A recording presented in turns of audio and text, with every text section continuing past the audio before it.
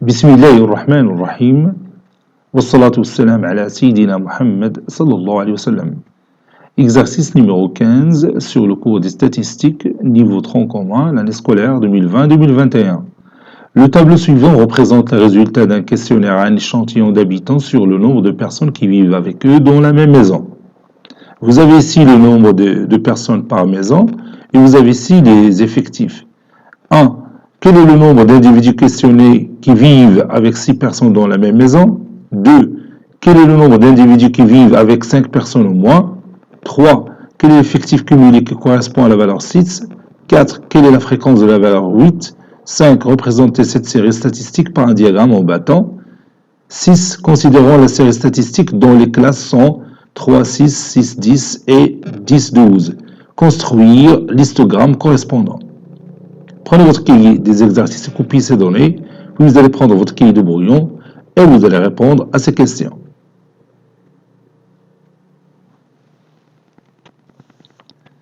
Maintenant, on commence la réponse ensemble. Réponse.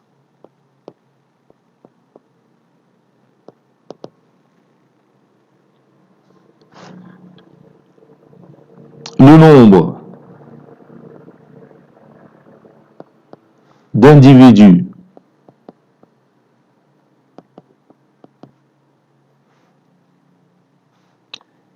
questionnés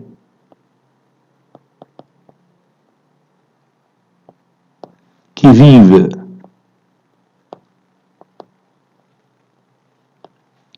avec 6 personnes dans la même maison, qui vivent avec 6 personnes dans la même maison,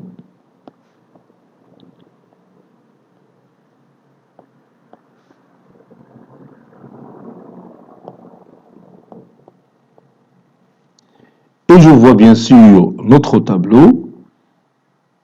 Voici le nombre 6, le nombre de personnes qui vivent, le nombre d'individus questionnés qui vivent avec 6 personnes dans la même maison, bien sûr, c'est 46. C'est l'effectif associé à la valeur du caractère 6. Donc, c'est l'effectif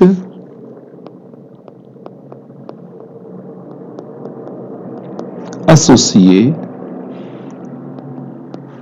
à la valeur du caractère 6.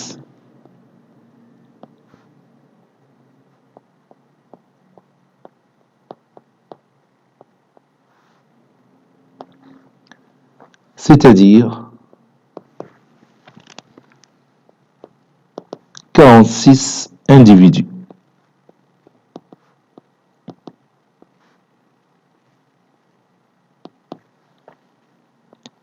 Petit 2. La question est, quel est le nombre d'individus qui vivent avec 5 personnes au moins?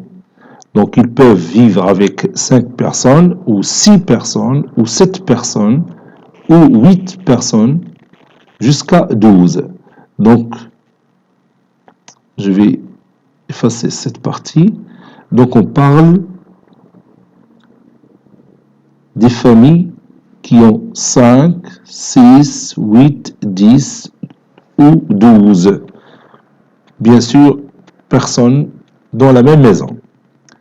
Donc, le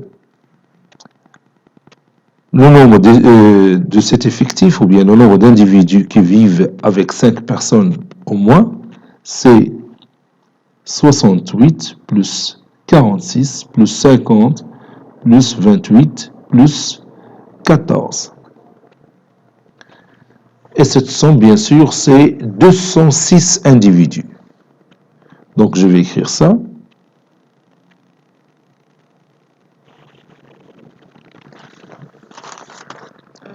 Le nombre d'individus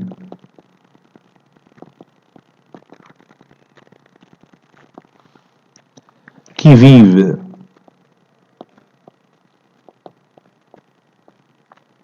au moins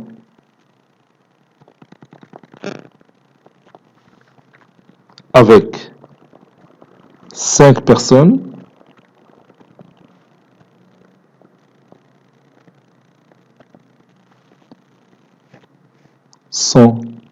ou bien ce nombre est 68 plus 46 plus 50 plus 28 plus 14, c'est-à-dire 206 individus.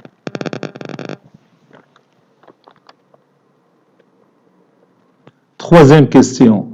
Quel est l'effectif cumulé qui correspond à la valeur du caractère 6? Vous avez ici le caractère 6. L'effectif qui lui est associé, c'est 46. Donc, je vais écrire ça. La question numéro 3. Quel est l'effectif cumulé qui correspond à la valeur du caractère 6? Donc ici, vous avez la valeur du caractère 6 et l'effectif cumulé qui lui est associé.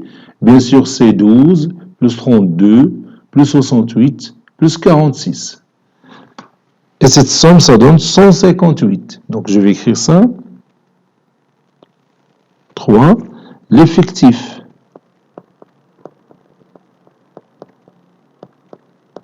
cumulé. Je peux l'appeler l'effectif cumulé croissant, puisque les valeurs des caractères sont croissantes. Bien, sont écrites par ordre croissant, que vous voyez ici. 3, 4, 5, 6, 8, 10, 12. Donc, les effectifs cumulés sont croissants. Donc, l'effectif cumulé croissant qui correspond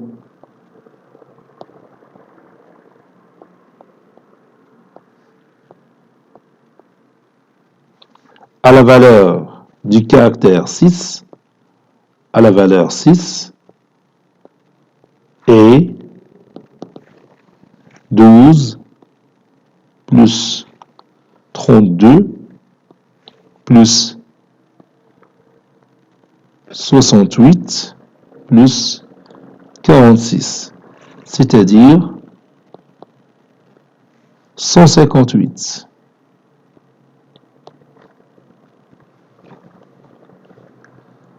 Maintenant, la question numéro 4. Quelle est la fréquence de la valeur 8?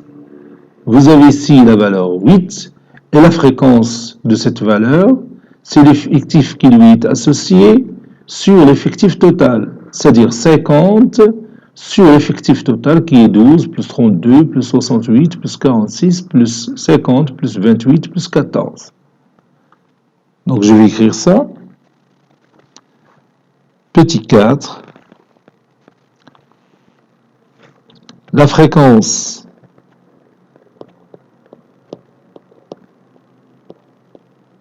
que je note F5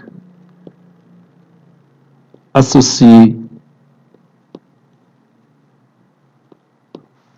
à la valeur du caractère 6, bien associée à la valeur 6, et F5 qui est égal à N5 sur l'effectif total. Le cinquième effectif, N5, c'est 50. 50, on nous a dit la valeur du caractère 6 ou 8. Je ne sais pas, je vais voir. Je m'excuse, ici je parle de la valeur 8. Donc je vais effacer 6 et je la remplace par 8. Donc c'est 50 sur l'effectif total,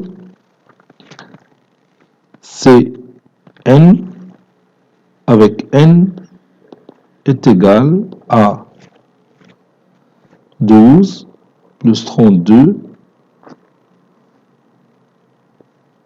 plus 68 plus 46 plus 50 plus 28 plus 14, c'est 250. Donc c'est 50 sur 250.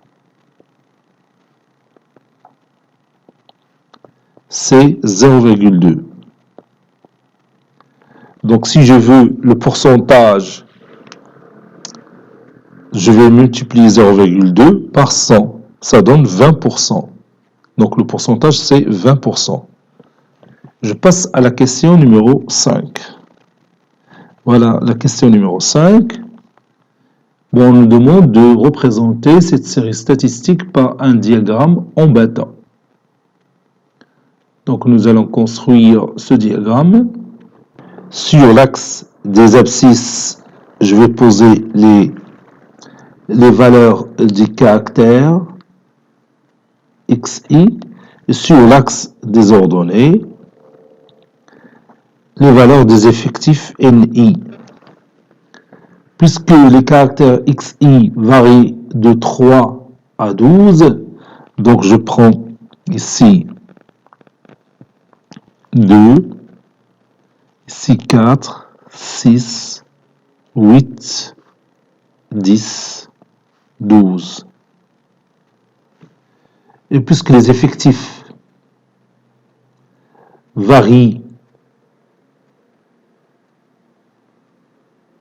oui, les valeurs des caractères varient entre 3 et 12, les effectifs varient entre 12 et 68. Donc je vais prendre ici 10, ici 20, 30, 40, 50, 60, 70. Pour la première valeur, il a pour coordonnées 3, 12. 3, il est ici. 12 est ici. Donc, le premier point se trouve ici. Donc, je vais tracer ce bâton. Pour la deuxième valeur, j'ai ici, les coordonnées sont 4 et 32. 4 et 32. Donc, j'ai ici 4, ici j'ai 32. Donc, mon point se trouve ici. Et je trace ce deuxième bâton.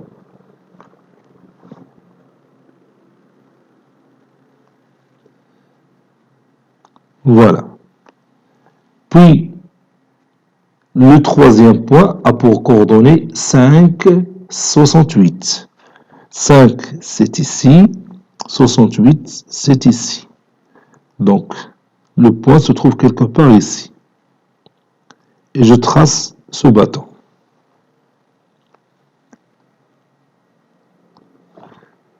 Pour le second point, donc 6, 46. L'abscisse 6 et l'ordonnée 46. Donc, se trouve quelque part ici. Et je trace ce bâton.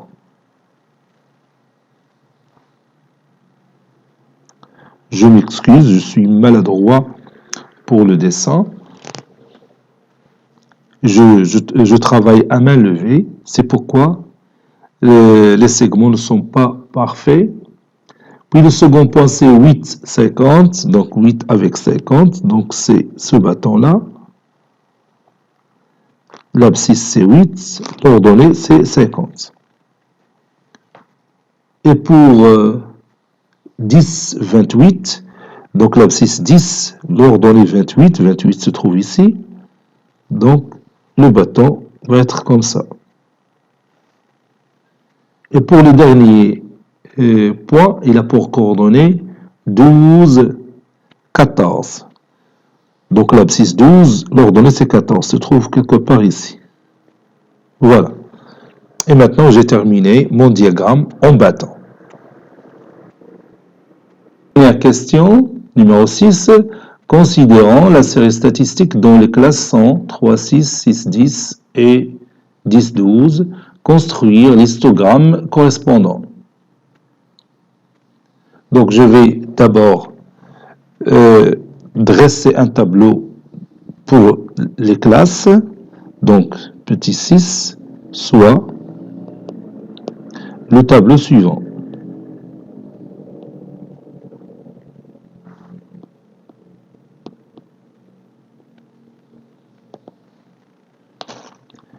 Donc, je mets ici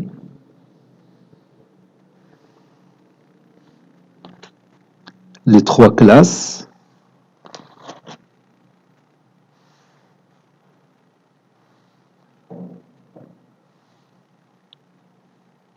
La première classe, c'est l'intervalle 3-6. La deuxième classe, c'est l'intervalle 6-10. Et la troisième classe, c'est l'intervalle 10-12. Donc ici, je note les intervalles i petit i variant de 1 jusqu'à 3. Puis ici, les effectifs ni. Et je mets ici les fréquences fi. Ici, le pourcentage pi. Puis après les pourcentages, je vais mettre les angles alpha i qui correspond à chaque pourcentage pi. Donc je peux ajouter ici les alpha i. Et maintenant je reviens à mon tableau précédent. Donc je compte l'effectif associé à la classe 3-6. Donc la classe 3-6, donc il contient 12 plus 32 plus 68. 12 plus 32 plus 68. Je vais calculer ça. 12 plus 32 plus 68. Ça donne 112. Donc l'effectif de la première classe, c'est 112. Passons à l'effectif de la deuxième classe, qui commence par 6 et se termine par 10. Et je ne peux pas prendre 10. Donc, commence par 6, donc ça donne 48 plus 50. N'est-ce pas? 48. Non, 46, ça. Ça, c'est 46 plus 50. C'est 96. Donc, je vais noter ici 96. Puis la dernière classe qui commence par 10 et se termine par 12. Je peux prendre 12. Il y a une faute ici, donc je vais mettre ici cet intervalle. Je m'excuse.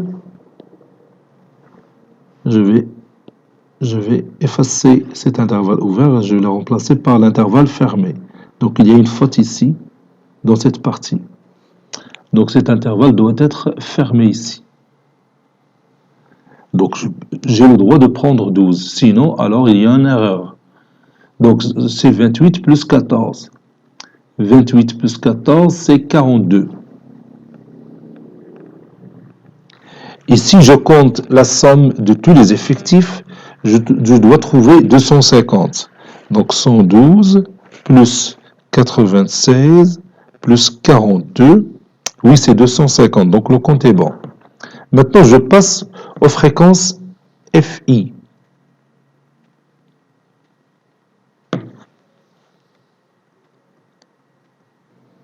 Pour calculer les FI, vous savez que FI, c'est NI sur l'effectif total. L'effectif total, c'est 250. Donc, je commence par la première fréquence, c'est 112 divisé par 250. Ça donne 0,448. La deuxième fréquence, c'est 96 divisé par 250. C'est 0,384. Et pour la troisième, c'est 42 divisé par 250. C'est 0,168. Et si vous calculez la somme de ces fréquences, vous allez trouver 1. Bon, pour le pourcentage, c'est la fréquence fois 100. Donc, le premier pourcentage, c'est 44,8. Le deuxième, c'est 38,4. Et le troisième, c'est 16,8. Maintenant, passons bien sûr, aux alpha I, c'est-à-dire les angles qui correspondent à chaque puissance. Alpha I, c'est la puissance PI fois 3,6. Donc, je commence par la première, ou bien le premier pourcentage, donc c'est 44,8 fois 3,6. Ça donne 161 degrés.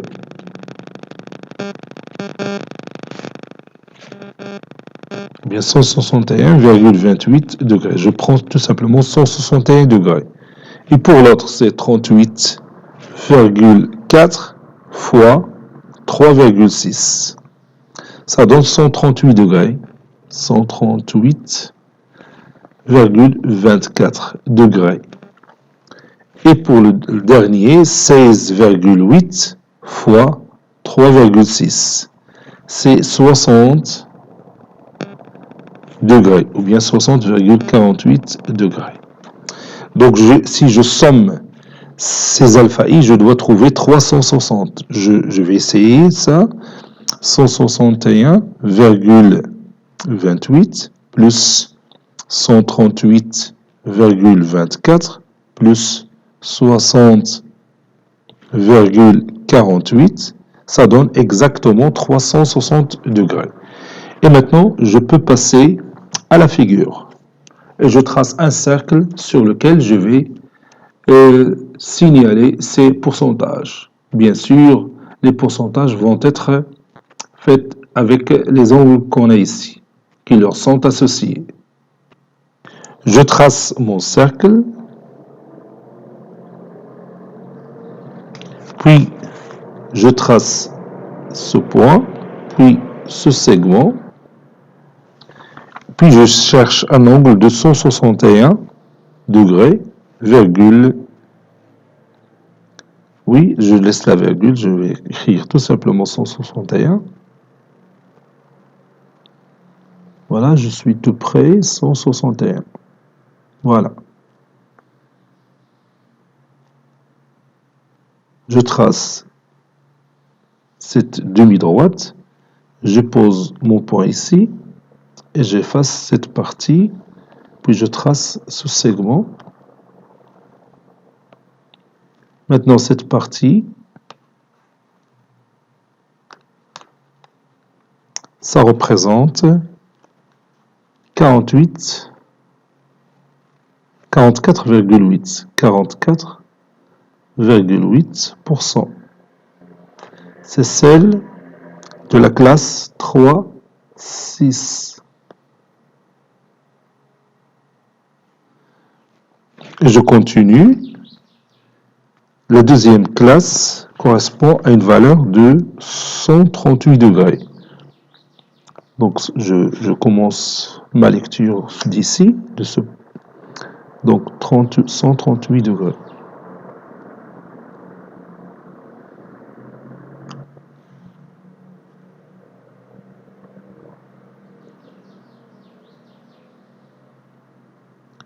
Voilà, 138.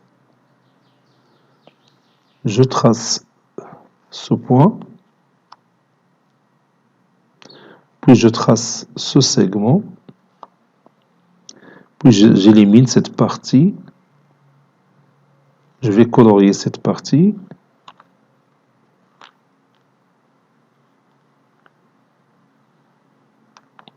cette partie ça représente 38,4%. 38,4%. Et ça représente la deuxième classe. Celle qui commence par 6 et se termine par 10. Puis la partie qui reste, je vais la colorier avec cette couleur. C'est la dernière classe, elle représente la dernière classe. Donc nous avons ici un pourcentage de 16,8. 16,8%.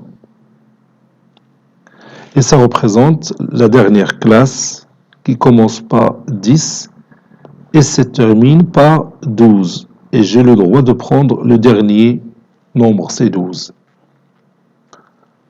Voilà. Cet exercice est terminé. Il a été préparé par le professeur Abdelatif du collège Bourz Zeytoun, Marrakech. À très bientôt.